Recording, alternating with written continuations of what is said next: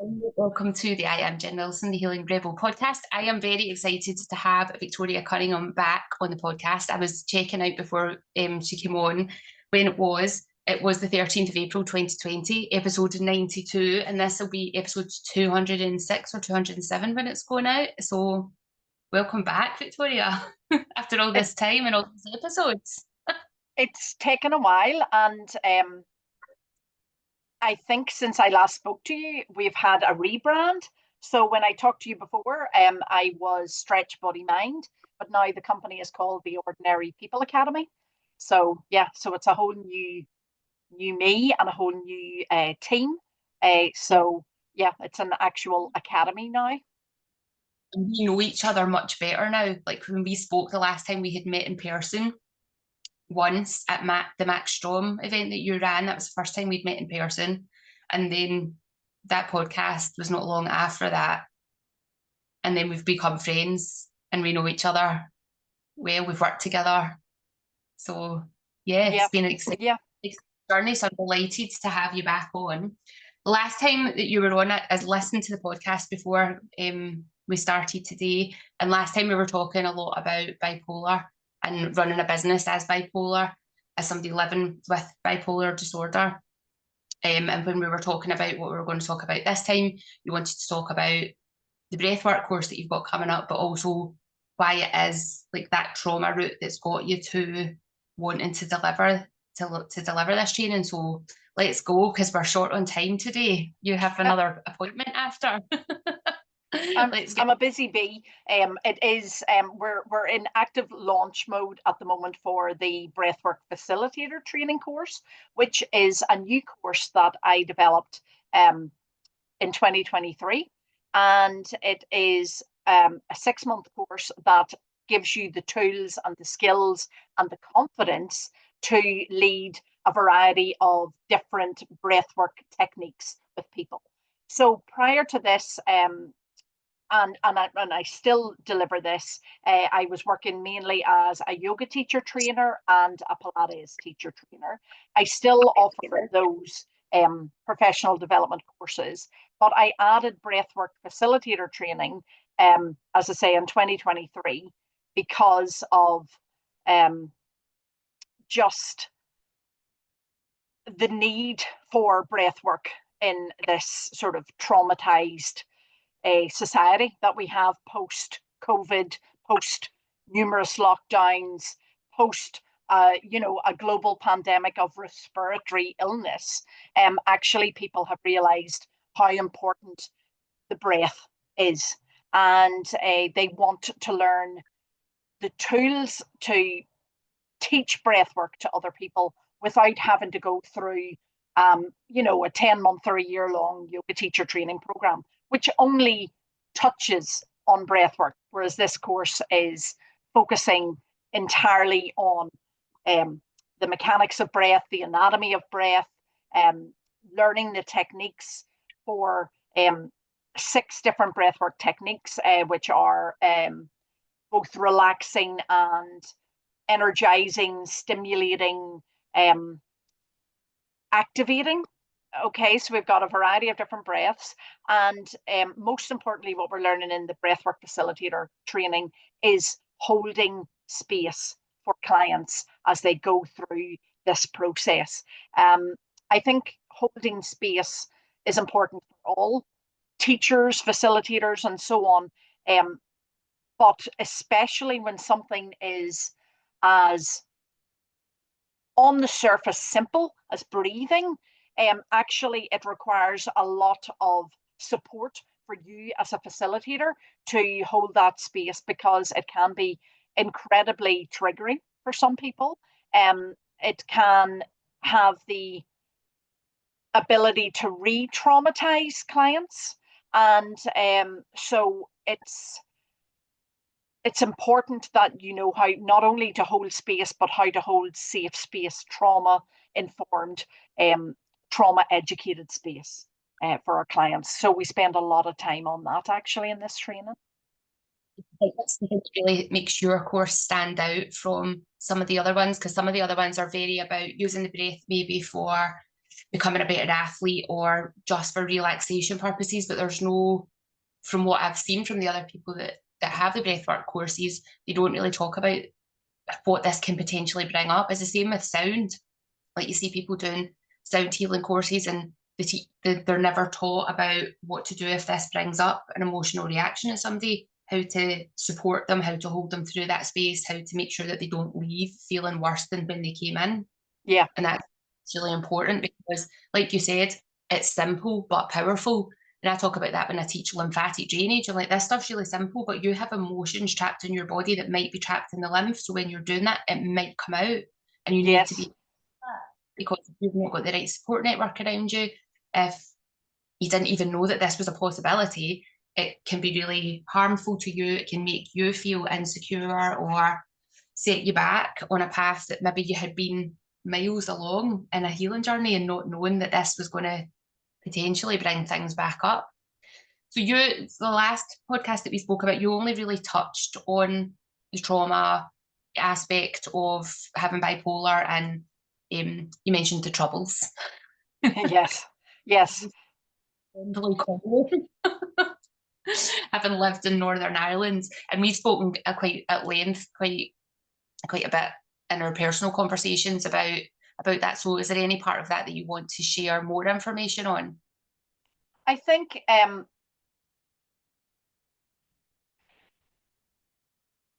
what's interesting about the troubles in Northern Ireland is that actually it was normalized. So it's not about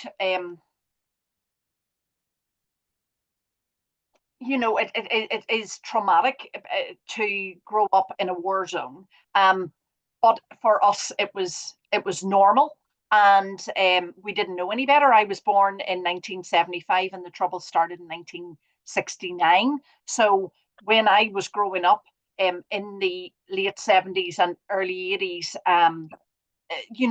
there was a lot of civil unrest. There was a lot of bombs, bullets, and a lack of safety on a community level, not just, I think, on a personal level and on a family level. My parents tried their best to keep us um, quite protected as much as they could.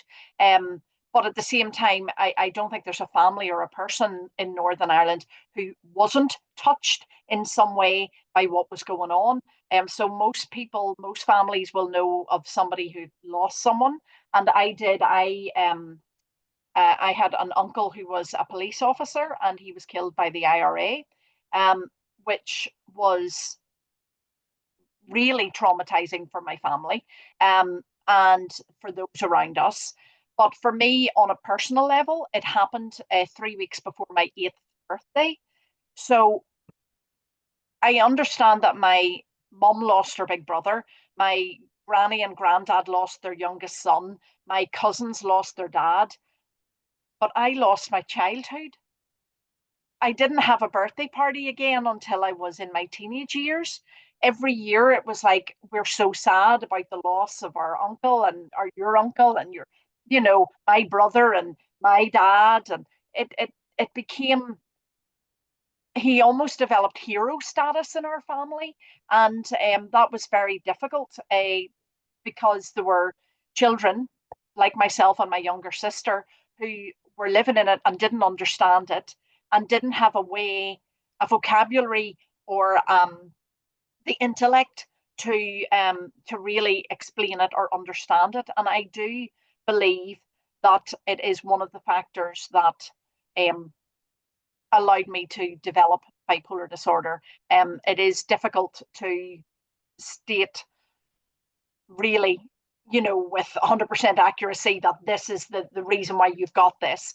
Bipolar disorder is a mental health condition that, like autoimmune conditions, like any sort of condition, develops because of a variety of factors. And sometimes it's, genetic factors, but also it is about the society that you grow up in and the things that you absorb from other people. I always was like, well, why did my sister not develop it and I did? Well, because her experience was different from mine. She was 2 years younger than me. So again, her understanding was slightly different. And she's developed other conditions, just not a mental health condition. So I think that yeah, I think that the troubles affected us in ways that we will be exploring for years, decades. So Yeah. it's going to be really interesting. But it is what drew me back into breathwork again. I think I discovered that I was holding my breath a lot. And as someone who practiced yoga from teenagehood, I think the reason I was drawn to yoga wasn't about the shapes, although I loved the shapes that my body could go into. It was actually the feelings that I got, and a lot of that came from the breathwork techniques that we practice as part of a yoga practice. And then I discovered when we went into COVID, um, again, because it was a global respiratory illness, that I started to hold my breath again. And I was remembering things from my childhood that I'd long since blocked out, but they were popping back up again. So one of the examples that I share is if you remember at the start of COVID, when the supermarkets had their traffic light system and you had to queue outside to get into the supermarket. Like when you think of it now, it doesn't seem real, but we did it. And so we'd queued up and we'd given our space. And then when we went into the supermarket, they had arrows on the aisles to tell you what direction to go. And I was walking up an aisle with my partner, and a couple, were walking in the wrong direction. And I took a massive panic attack. I had to leave the shop, I had to get the keys, I had to go into the car, and I was giving it all this, like shaking my head, rocking, and I just went right back into this traumatized child. And my partner came out, and he's Scottish, so he's from Dumfries. He doesn't really get it, you know. He's he's not had an experience of growing up in this thing. And I thought, as I said, that I had dealt with it. But when he said, "What was wrong? What has happened?" I said, "You don't understand. If you walked the wrong direction in my town, you could be killed. You could be shot. People in my town, without saying anything, we knew if you walked on that side of the street, you were Catholic. And if you walked on that side of the street, you were Protestant. And you couldn't cross the road. We knew this, like in our bones. And we never had to say it out loud. And I thought that intellectually I dealt with all of this, and I probably had. But again, in my bones, it was still there. In my nervous system, actually, it was still there. And that's when I was like, right, I need to start doing breath work again. And it did. It has been an absolute lifesaver for me. And if I anything that I love, then I want to share with others. And that's why I've been delivering this facilitator training now for the last couple of years. You were telling that story there, I was getting goosebumps and like feeling emotional for you. And I've heard you tell me that before. But I mean, like you mentioned the word earlier, war zone, when you were talking about that, and the media here. And I was only young while this was all happening, but from what I remember of it, it played it down. It was that the troubles. It didn't like it It didn't wasn't. even have a proper, yes, a Yeah, war. you think about what's going on just now in Israel and Gaza and Ukraine and Russia, and it's like this is a war, and you see all the devastation. We did, as far as I know, we didn't see that kind of reality of it, even though it's a hop across a tiny bit of water. Like Yeah, it's our neighbours and it's our government that are involved in this situation. Like yeah, it was very real, but very played down. And then also, the other thing that came to mind was when you were talking about that panic attack that you went to in the supermarket. So often people will react to things in a moment, and it's not about what's going on in that moment, it's about something else in their history, in their nervous system. And you might yeah, go, what, that you're overreacting at this situation? What the hell? But you don't know that person's history. You have no yeah, idea what's going on. And that whole be kind mantra, that hashtag be kind, is all about what this story that you're sharing right now is. You have no idea somebody else's history, so do not dare judge them for their reaction to something else. Have compassion for it and then how can you support through that system? And you're I was going to say so lucky, but you knew that breath work was going to be something that would help you get out of your head and into your body. Yeah. And that's so many of us need to do when we're stressed. Like when we are experiencing stress in our lives, it's because we're in our head and we're overthinking about something that's happened or something that needs to happen, rather than get out of the head, get into the body, come into the breath, or even into movement. For some people, coming into the breath can feel uncomfortable. So it's like, right, we'll get into your body then. Just forget about out there, come in here. Yeah. We forget the body for some people is not safe. It is not a safe space. And they being me, dissociate from their body. They disconnect from it. And again, they live in their heads. And I know that I did that frequently as a child, and it became my coping mechanism as an adult. And I think though that my body was attracted to the more somatic means to support it, which is why I was attracted to yoga, which was why I was attracted to Pilates, because actually my body knew that I needed to move in these ways. And it's been really interesting to see that journey in myself and then to share it with others. I think you've got so much knowledge and so much wisdom to share with this. The other thing that I was thinking just when you were talking about that disassociation from the physical body, another thing, and I'm talking about myself here, is that disassociation from your emotions as Yeah. part of your survival technique as you grow up, because maybe your emotions weren't accepted within the household or the school environment or wherever. And that, like, there's so many layers to what we have suppressed, what we have disassociated for, but it's not accepted in society or the environment that you're growing up in. And it's how do we then gently reconnect back to that? Do you think that the breath is the most helpful thing? I honestly think it's not gentle though. It can be really I don't want to use the word triggering, but that's a good word. It can be really I think it gets dislodge. you to face up to things. Yeah.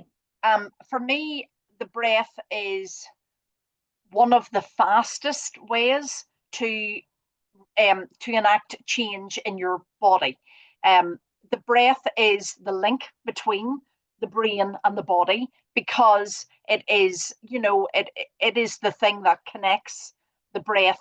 The breath is the thing that connects the brain and the body through the nervous system. The more that we learn about the nervous system and its impact on all of our other systems, the more we realize actually we need to breathe. And it is something that we will do naturally. We'll find ourselves taking a deep breath when we, say, for example, we need to do a speech. We'll take a big inhale, and that will stimulate the sympathetic nervous system, get us ready, not for fight or flight, but just ready to do a big speech or whatever it is. So you take a deep breath to prepare you for something. But you might also find yourself taking a longer exhale because you know you need to relax. And when we exhale longer than we inhale, we stimulate the parasympathetic nervous system, or that rest and digest type of system. So it brings us into a state of relaxation. I'm just getting visions in my mind of any time I've had to stand up and speak, and you take that inhale in and then you don't breathe again until you, and then when you sit down, then you go, ah, when actually more beneficially would be to take that inhale, take the long exhale, and then start speaking so that Yeah. you're in alert but relaxed space. Yeah. And if we did that, there's such an important thing about co-regulation. If we can be in that parasympathetic nervous system, in that relaxed state, the people who are listening to us will also, without knowing it, move into that relaxed state. So if you watch a group, and I'm thinking about like a yoga practice, they all start to breathe together, even if they haven't overtly done a breathwork technique. But as they start to move, they'll start to breathe in symphony with each other. And this isn't always done intentionally, but it does happen. And if you can do it intentionally, you can really help other people to feel calmer without them realizing why they're feeling calmer. You're just helping to bring their nervous system back down into a sense of groundedness and, yeah, social, out of social anxiety into sort of social society and social connectivity. Active calmness. Yeah. Yeah. Sounds amazing. I'm just very aware of your time. And I know you want to talk a little bit more about your breathwork course, how it's going to operate, the time scaling and stuff like that. So do you want to go through that just now? Yes, certainly. The course itself, when it started, it was just a 6-week course. Immediately, the first time I ran it, we had to extend it. I knew straight away that wasn't enough time. We then ran it for a couple of rounds as a 4-month course, which was 3 months of sort of learning and then a month of practice. But again, that still didn't feel like it was giving the facilitators enough support. So I've actually extended it and made it into a 6-month course. Now, I've not massively increased the amount of information, because you're getting quite a lot of information here. You're getting information on the anatomy of the breath-brain connection, the nervous system, the vagus nerve in particular, and polyvagal theory. We go into great depth and detail about all of these things. But you're also learning, as I said, different breathwork techniques. We actually learned 6 different breathwork techniques. And I think this is really important, because a lot of breathwork trainings are only focusing on one type of breathwork, and one tool does not suit all people. I think it's really important to have a number of tools in your toolkit, because if someone, the breath that I'm talking about, which is quite well known now, is called conscious connected breathing.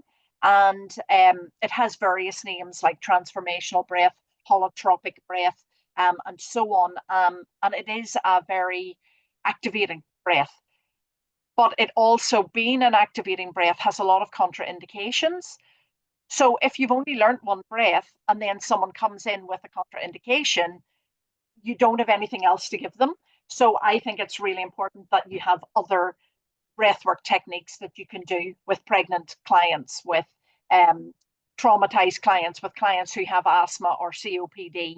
They can still do breathwork, even if it's a different breathwork technique. So yeah, so I'm very deliberate about giving you different techniques and practicing those techniques.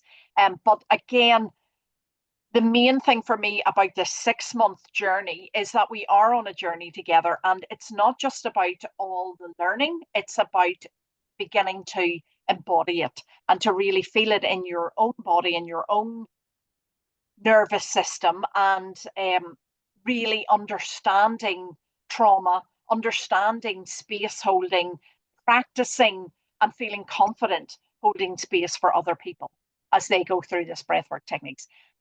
But you have to experience those techniques as well. So there's a lot of time where I'm holding space for the facilitators in training. So important that the people delivering the sessions, delivering the class, really truly understand and know how it feels in their own body. Yeah. But then also being able to, when I think when you're teaching, and I know myself with doing my own breath work, my yoga teacher when I was doing my training was very, very pranayama based. We did more pranayama than we did movement in our training. And one breathing technique will have an intent to have a particular outcome, but that doesn't mean that every nervous system is going to respond that way. So when you're learning in a group, there might be somebody that has a different experience to you, and when you then get to chat about that, then you, as the teacher, can learn from your colleagues of, all right, okay, well, if that didn't work for you, what could be the tweak to help it? Yeah. And it's quite rare for a yoga teacher training to have more emphasis on pranayama or breath work than on the asana or movement.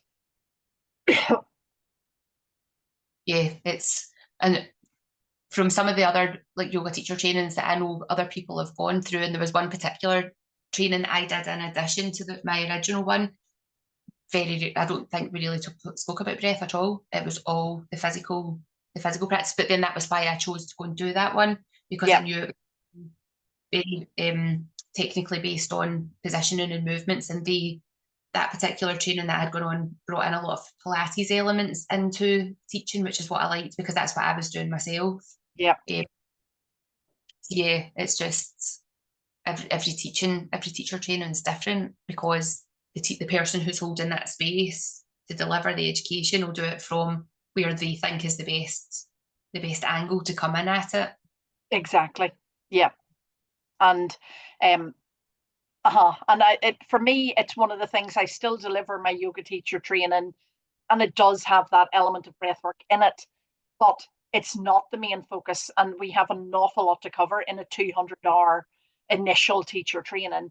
In Pilates, we are looking at breath as part of the, lateral breathing in particular as part of the Pilates curriculum. But again, it's not the main focus. And I wanted to have something where breath was the main focus and where we could talk about trauma and we could talk about the nervous system and we had time for all of that. And it's been really interesting, actually, the people who've signed up, because I thought it would be yoga teachers or Pilates teachers. And actually, that has not been the case. It has actually been more people who are naturopaths, kinesiologists, um, that sort of associated wellness people. Some people running women's circles, and they have wanted to bring this in. And again, they've wanted to do it without having to do a whole yoga qualification. So they have come in. But actually, what has been really interesting to me has been the people who have come in from the charitable sector. So we've had a couple of social workers, we've had community workers, we've had support workers for a traumatized clients. We've had yeah, charities like the Northern Ireland Children's Hospice, for example, or Macmillan Cancer Support. I think it's been really interesting that, and I'm really pleased that those organizations have seen that this is going to be really beneficial for their staff, but also for them to have that provision for their clients. So yeah, it's been as part of their job, not as they wanted to start a new sideline, but you can do both. You Yeah, can actually make a good living these days out of doing breath work because there are more people really interested in it. I feel like breath work now is where yoga was 15 years ago, maybe yeah, I even think 20 years ago. patient, if I had gone along to my doctor or my nurse and they had given me breathing techniques, I would have thought that they were gods. Yeah, yeah, It's something that you can add in to complement everything else that you're doing, but it helps regulate your nervous system as anybody with an autoimmune condition or history of trauma, mental health disorders, their breathing is dysregulated. And yes, that's ding illness because everybody I know that's got an autoimmune condition will say stress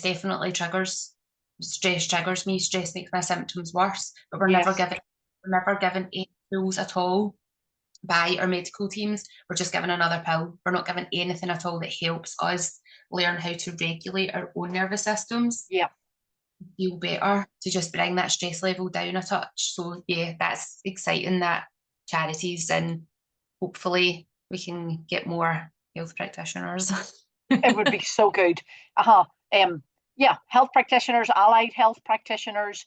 Um, I think what's great about breath work as well is that it doesn't require any equipment. It doesn't require an awful lot of time. You don't need to go to Bali to learn. You can actually just do it in pockets of time in your own busy life, and you will feel better. And when you feel better, your family will feel better, people around you will feel better. It is like a ripple effect, and I want that to really expand and continue. It's part of the Ordinary People Academy's mission, is to have more ordinary people in the wellness industry. And those are the people who are like, I would love to do that, but I want those people to realize that actually there's no but. You are welcome here. You are needed here. And you don't have to be a big tattooed bro to be a breath worker. You don't have to be Wim Hof. You don't have to do any of that. Nor do you need to be away with the fairies. It can be something that ordinary people can do to make themselves feel better, to make their communities feel better too. And there's no prerequisites for an underlying education to come in to do the breathwork training. That's right. That's right. A little bit of IT knowledge, because we're doing it online.